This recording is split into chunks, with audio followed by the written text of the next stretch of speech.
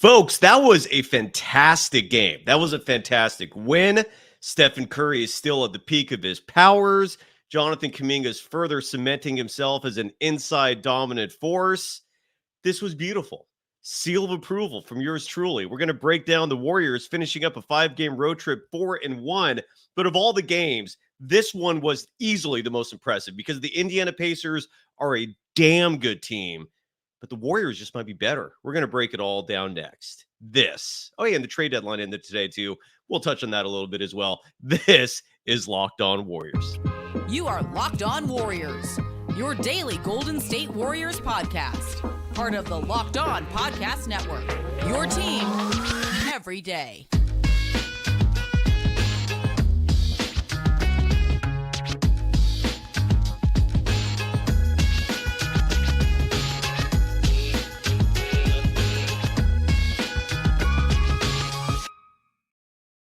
Thank you for making Locked On Warriors your first listen every day. We're free and available wherever you get podcasts and on YouTube. That's where all of our live shows are exclusively held. We're part of the Locked On Podcast Network, your team every day. Today's episode is brought to you by Gametime. Download the Gametime app, create an account, and use the code Locked On for $20 off your first purchase. You can follow me, Cyrus Saatsaz, on Threads at Dog Wild. You can follow the program on Threads as well at Locked On Warriors. Folks, this was a fantastic evening of Golden State Warriors basketball. If you're a fan of the Warriors, you have to love what you saw tonight. This was a test, and the Warriors flew or passed with flying colors. Stephen Curry, of course, led the way. Let's start with him because he had an unbelievable game. Just one night. This was the second half of a back-to-back. Just one night after putting up 9 points, he responded by having his first career game where he hit his first 7 3-point attempts. After number 6, with about 2 or 3 minutes remaining, Steve Kerr pulled him. That was a bit of an odd move. Stephen Curry can play an entire quarter. He can handle playing 12 straight minutes. I was a little baffled by that decision. Thankfully, Stephen Curry came back in the second quarter and then hit number 7. And he finished the game with 11 3-point makes, the 13th time in his career that Stephen Curry has done so. He was lights out. This was, when you talk about the positives of this game, and there were a lot of them. We're going to try to break down as many of those as possible. I mean, folks, it has to start with Stephen Curry. He played 30 minutes tonight. The numbers, whether it's efficiency, whether it's just pure dominance, 42 points for Stephen Curry, who turns 36 next month, 15 of 22 from the field. Yeah, that's good. 11 of 16 from beyond the arc. That's damn good. I just saw a stat, though, that makes me kind of take back everything. He was just 1 of 2 from the free throw line. Okay, so maybe he wasn't that good. Yeah, Seth didn't have a great game. I'm sorry. I'm sitting here hyping him up, but 1 of 2 from the free throw line. That's only 50%. I'm kidding. 2 turnovers, which by Stephen Curry standards are fantastic. He was just unbelievable. This was a vintage Stephen Curry performance in a night where a lot of people had their eyes on the point guard matchup of Stephen Curry versus Tyrese Halliburton. Halliburton finished this game with only 5 points. He did have 11 assists, but Stephen Curry easily winning that duel. And, a lot of people, at least I'm seeing the chatter right now on social media, are going to talk about the fact that Klay Thompson did not play in this game tonight.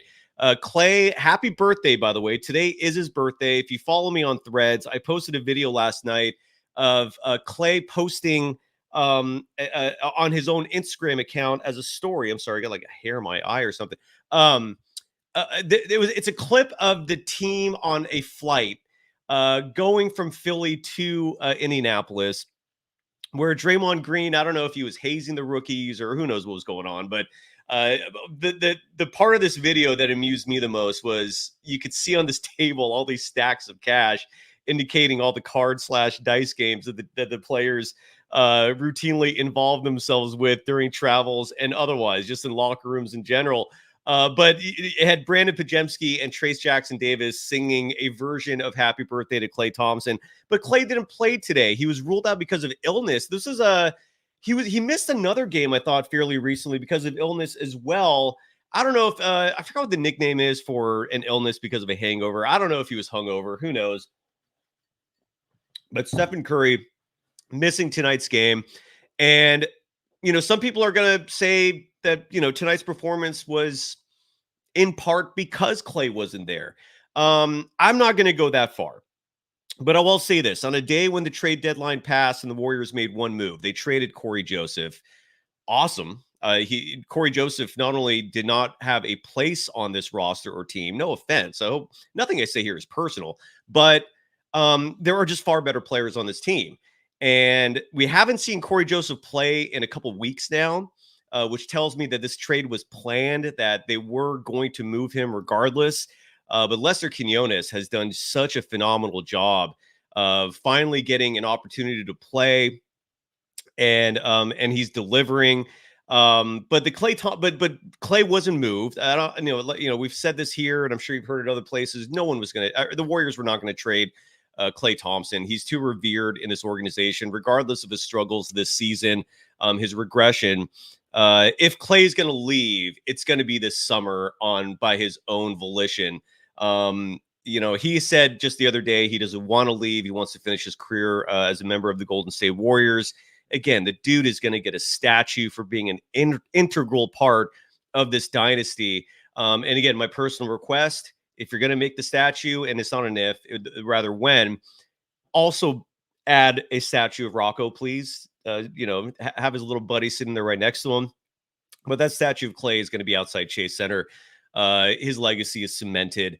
But one thing I did take from this game, excuse me, in terms of Klay Thompson not being there. Now, I'm of the belief, and look, this is an opinion based on my observation skills and, covering this team for 20-something years now, 3 years as the host of Locked On Warriors, the last 6 between this and the Rick Barry show. My conclusion is this team can do great things if it's an either or proposition when it comes to Klay Thompson and Andrew Wiggins. What I mean by that is that I don't know if this team is going to be a legitimate championship contender if your 5-man lineup at the end of a game, the lineup you're closing it out with. I don't know if you're going to be pulling off these kinds of performances if you have Klay and Wiggins.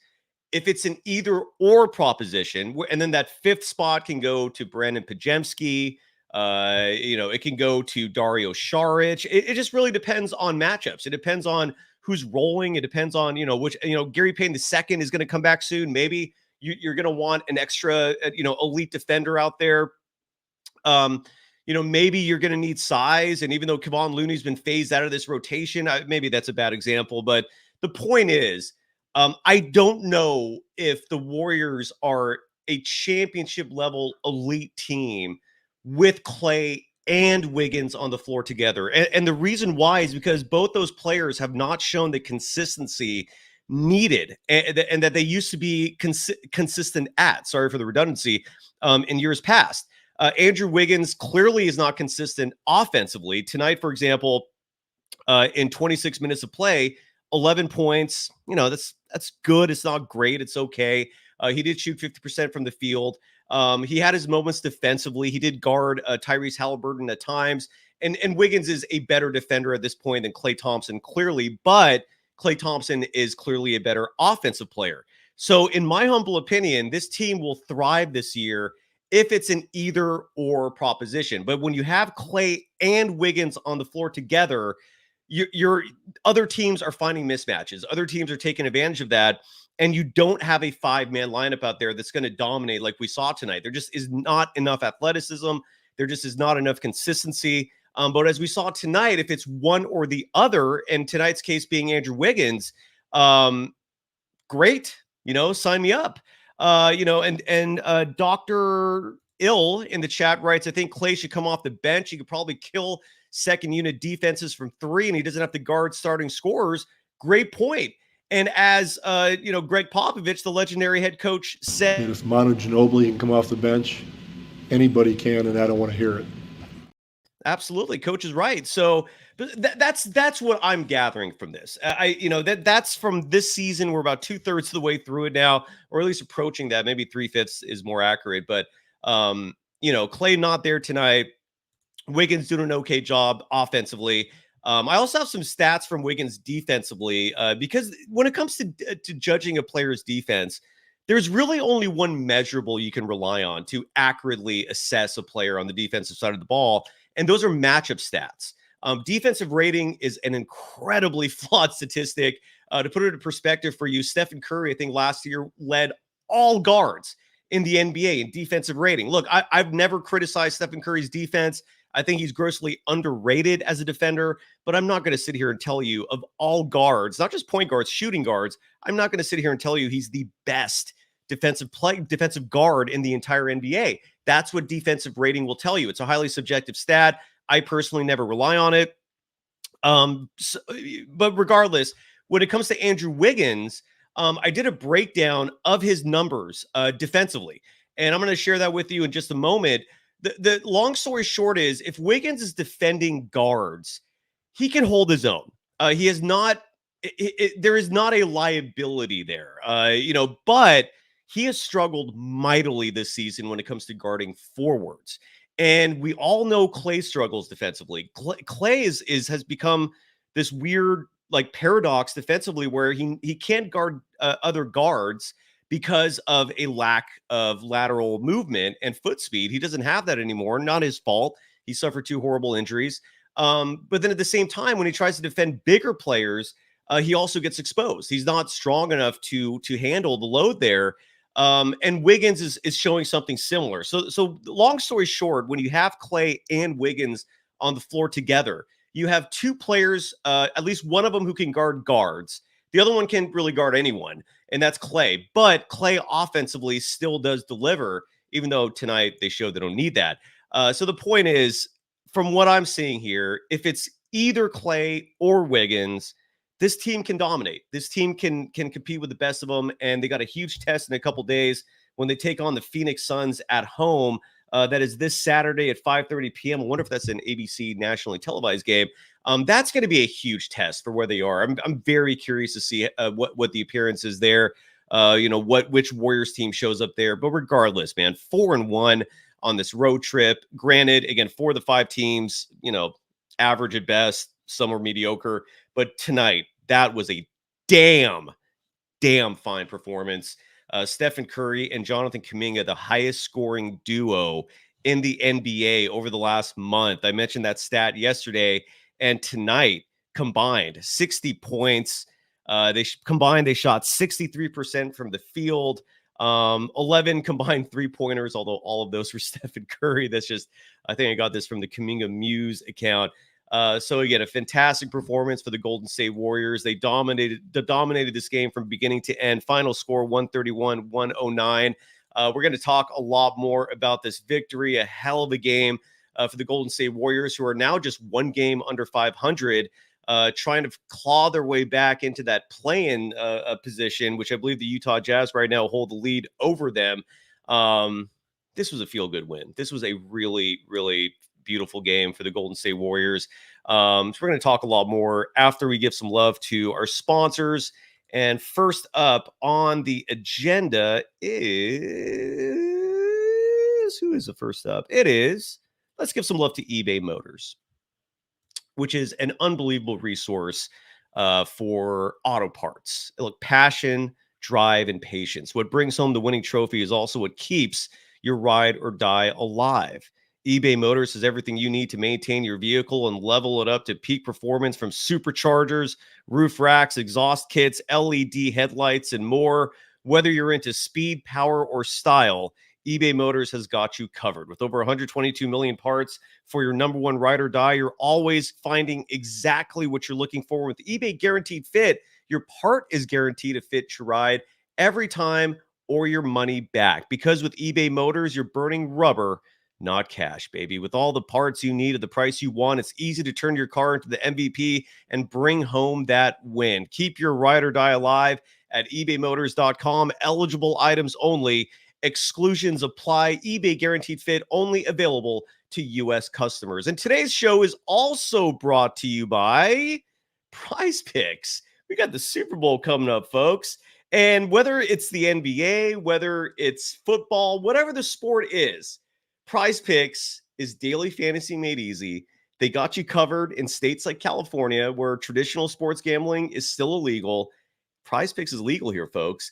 And it's all about whether or not individuals are, let's say, scoring more or less than certain amounts, whether individuals are grabbing more or less than certain rebounds, whether Brock Purdy is going to throw more or less than a certain number of touchdown passes. That's the entire premise of PrizePicks.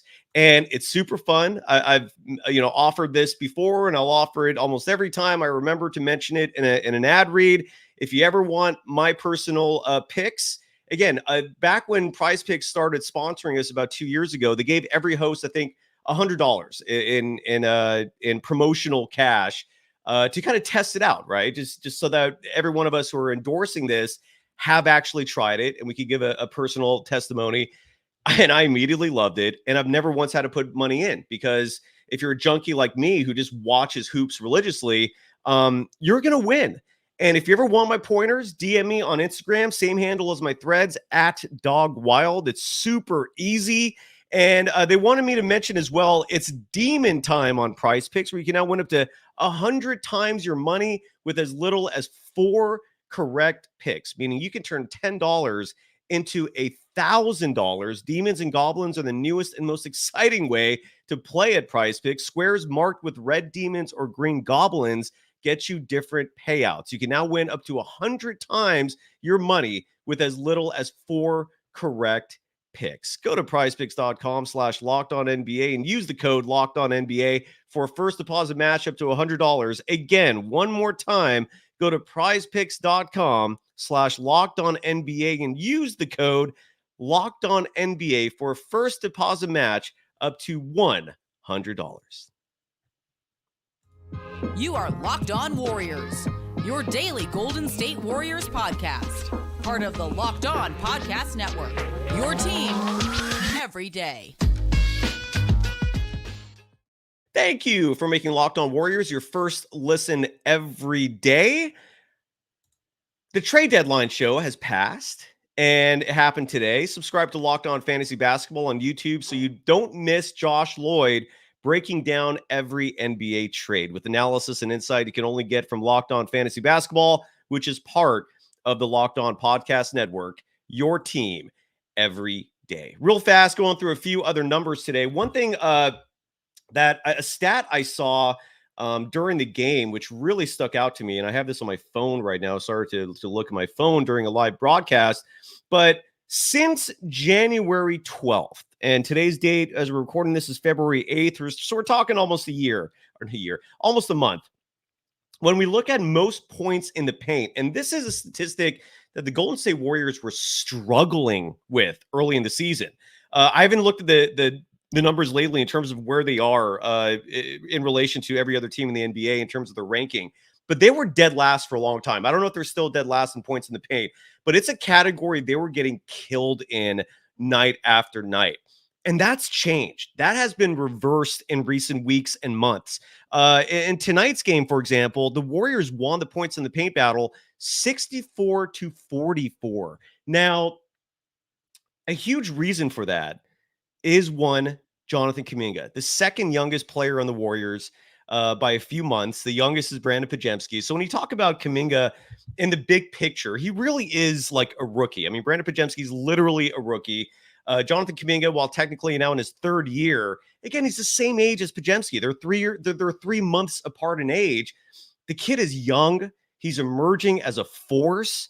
There was a couple of drives tonight where you could just see in Pascal Siakam's face, whoa, he's so fast and so strong that attempts to block him are futile. And when it comes to points in the paint over the last month, Giannis Antetokounmpo leads the NBA in points in the paint, and rightfully so. He's averaging 20.7 points per game. Nikola Jokic, second in the NBA in the last month in points in the paint, averaging 18.2 points per game in the paint. Zion Williamson is third.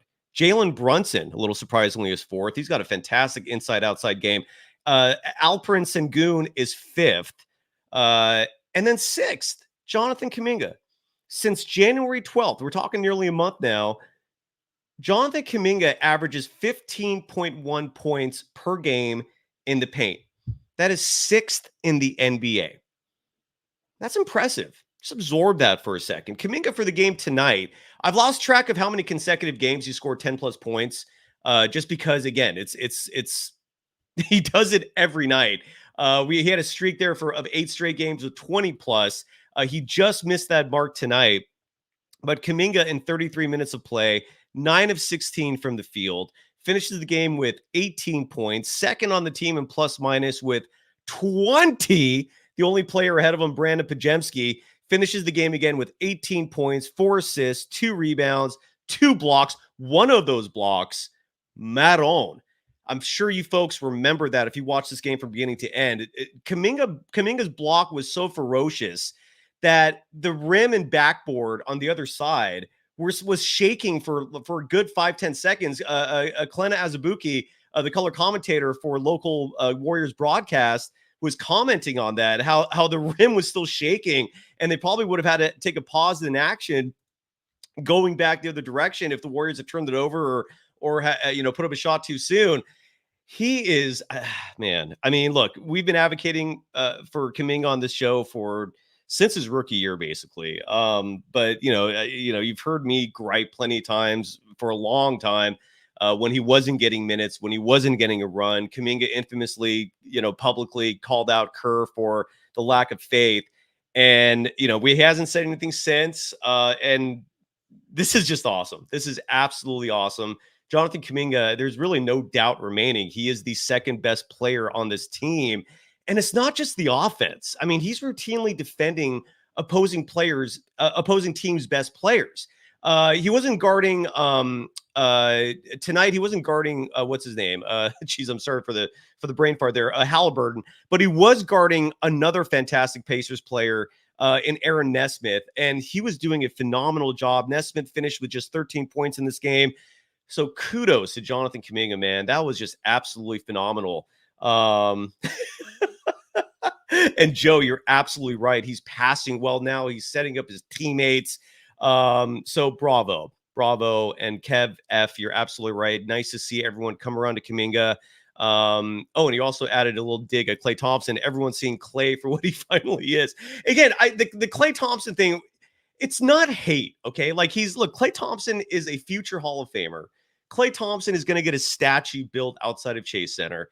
He's just at a point in his career where he's not the same guy. And it's nice knowing that he has self-awareness based on his comments the other day in regards to that. But at least, again, from my personal perspective, this team can thrive if it's an either or with those two players. Like if Wiggins and Klay are not sharing time together on the court, great things could happen. It's when both those players are on the court together that I personally take a lot of pause. And we're going to talk about Wiggins real fast. And we're going to talk about the trade deadline because Corey Joseph was traded. I do want to break that down really fast. Got to give some love first to our final sponsor of the evening. And that is your source for tickets. And that's Gametime. Phenomenal resource for tickets, by the way. And Gametime is all about making sure you get the best seats to any event you want to go to, whether it's a concert, whether it's a sporting event. You're going to need tickets. And sometimes you might have to buy tickets last minute. And Gametime is absolutely clutch in that department. Sometimes you want to know how your seats are going to look. Gametime provides a beautiful imagery of what it's going to look like from your seat by using their app or their website. And maybe the best part, their low price guarantee. Literally, you buy tickets from Gametime and you happen to find another ticket broker selling seats in the same section and row for a lower price, Gametime will refund the difference. You shouldn't have to worry to buy tickets for the next big event. Gametime's the fastest and easiest way to buy tickets for all the sports, music, comedy as well. Theater with killer last minute deals, all in prices, views from your seats. And again, their best price guarantee. Gametime takes the guesswork out of buying tickets. Download the Gametime app, create an account, and use the code Locked On for $20 off your first purchase. Terms apply. Again, create an account and redeem the code Locked On, LOCKEDON, for $20 off. Download Gametime today. Last minute tickets, lowest price guarantee. You are Locked On Warriors, your daily Golden State Warriors podcast. Part of the Locked On Podcast Network, your team every day. One final segment here of Locked On Warriors. Thank you for making Locked On Warriors your first listen every day. For the everydayers, we'll be back at this very soon. At the latest, you always know we got post-game coverage for you, and the Warriors are back at it. This road trip is over. They get one game at home against the Phoenix Suns Saturday. Again, a massively huge test. We will have your Saturday Night Live coverage there for you. Then they go on the road to Utah, and then they come back home again to play the LA Clippers, another huge matchup. And then it's the All-Star break. And during the All-Star break, I'm going to try to get Mark Jones on the program. I'm going to try to get Rick Bucher on the program. There's this a famous musician I'm also going to bring on as a guest, whose name is, let me find it right here. I just had it a second ago. Dude, where'd he go? Oh, here it is. It's right here. His name is Valley, and he's a huge Warriors fan. He's got a massive following. I'm personally not familiar with his music, but he's a Warriors fan. He loves the team. He's got a huge fan base of his own. Let's bring him on and have a good time. So we're going to be doing that and so much more. We also, if we can pull it off, we're going to bring on the program one of Brandon Pajemski's assistant coaches from Santa Clara, who was a huge reason for the Warriors drafting him in the first place. So it should be a lot of fun. By the way, my partner in crime in all this, Kylan Mills, is I believe broadcasting right now Caitlin Clark's Iowa game against Penn State. So kudos to Kylan. Didn't get a chance to talk about that on the show last night, but bravo. Now, Rafael Luna, you're absolutely right. Corey Joseph is out. And the Warriors clearly knew this was going on. It is no coincidence that we didn't see Corey Joseph play for weeks. Lester Quinones finally started getting a run, and then Corey Joseph naturally gets traded. Now he got traded to the Indiana Pacers. The Warriors also shipped out the second round pick that had these weird protections on it that I think partly belonged to the Wizards. Some of these protections and trades are really complicated, and so they traded that second round pick for a different second round pick. They also shipped out close to $6 million in cash to the Indiana Pacers. This was courtesy of my Locked On colleague, Tony Eason, I believe is his last name. He hosts the Locked On Pacers show. He reported this earlier today. So the move was partly to save money because Corey Joseph, whatever amount he was pulling in for the vet minimum, which I believe was close to $3 million, you multiply that times almost 8. And that reflects how much the Warriors were actually spending when you consider they're in the second apron of the luxury tax penalty. So shipping out $6 million, it still saved the Warriors probably $7-8 million in cash, which is really bizarre. Yeah, Steve White, you're absolutely right. $6 million in cash. That's a lot of money. And they just sent that to the Pacers as part of this deal. So the Warriors did get back a second round pick in the process, but clearly this was a move just to get him off the books. It eliminates a crutch for Steve Kerr. I mean, the frustration was real in terms of seeing him get all those minutes. Now, one player who Edward DeMesa writes, Corey Joseph tribute video. Yeah, that's absolutely coming up. He's going to get a statue, no doubt.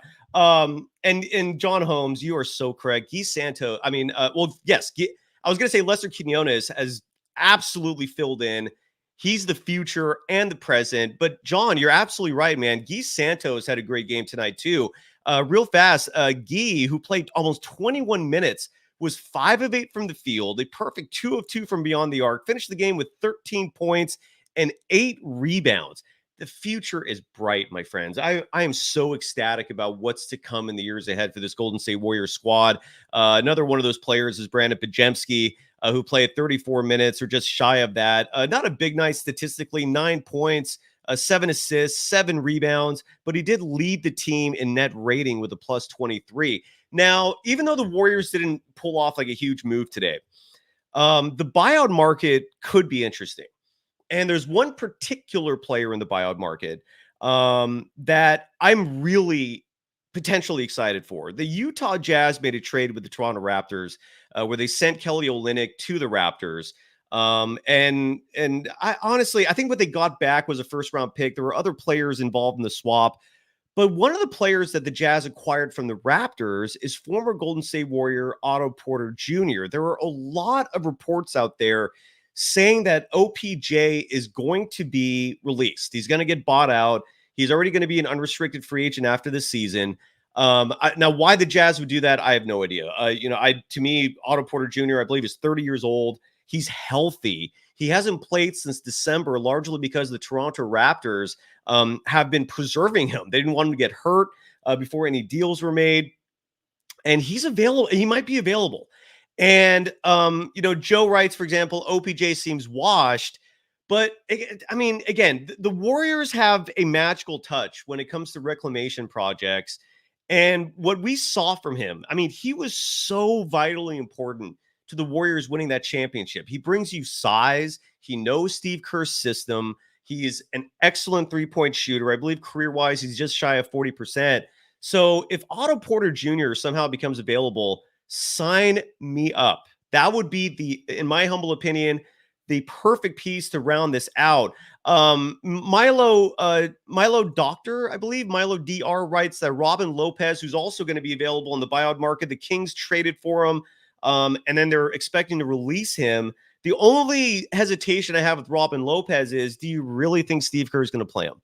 I like Robin Lopez. I would be stoked to have him on my team. I still think he's serviceable, but again, Steve Kerr. So, anyways, yeah. So, but if Otto Porter Jr. is in the mix, I'm stoked. Ken Mama writes, how do you think Chris Paul, when he comes back, is going to mess up the rotations? I hope he doesn't mess it up at all. And the Warriors have 2 more players coming back. It isn't just Chris Paul. It's also Gary Payton II. They don't bring size, but they do bring defense and they do bring smarts. So we'll see how Steve Kerr handles that. But regardless, this game tonight was fantastic, folks. This was a beautiful performance. And what you see is what you're going to get for the rest of the season. So all the griping, I really wanted Wiggins traded. I've not been shy about that or kept that a secret. His numbers, by the way, real fast defensively. Oh, shoot. I thought I just had it and I closed the damn window. But I did a lot of research on, here we go. Here it is. I did a lot of research on Wiggins. So players Wiggins defends. This is about as accurate of a picture you can find when it comes to defense. Players Wiggins defends shoot 49% on him this year. That's a high number. They're basically shooting 50%. Now, 3-point shooting, opposing players shoot 38% when Wiggins is guarding them. That's still a high number. It's not horrible, but it's definitely not great. Wiggins has forced 42 turnovers on this year, but he's also given up 56. So he's forcing 1 turnover per game defensively, and then he gives up 1.4. Now, which is not good. 48 players this year have shot a perfect 100% guarded by Wiggins. Now, 13 of those had 2 or more field goal attempts. Now, he defends guards more effectively than forwards. Guards shoot 44.2% when they're guarded by Wiggins. Forwards shoot 49.6%. Guards shoot 34.1% from 3-point range when guarded by Wiggins. Forwards shoot 41%. Now, the league average for shooters in terms of guards is 45%. So he's doing okay guard-wise. I saw someone in the chat mention he defended Tyrese Maxey the other night, who was sick. But Wiggins did a good job defending him. He guarded Halliburton tonight, did a good job. But forwards are a total different story. And that begs the question, what do we need Wiggins for? Not to defend guards. I mean, we're about to get Gary Payton II back. Chris Paul's coming back. But the forwards thing is an issue. Forwards shoot 49.6% when guarded by Wiggins. They shoot 40.8% from deep. The league average for forwards is 47%. and 36% from deep. So that's where his defense is an issue. And that's about the best data you can get to analyze a player's defense are those matchup numbers. So anyways, regardless, he's with the team. I just hope that Steve Kerr balances him and Klay out. And that's the show. Great win, folks. That was beautiful. Have a great night, everyone. Bye-bye.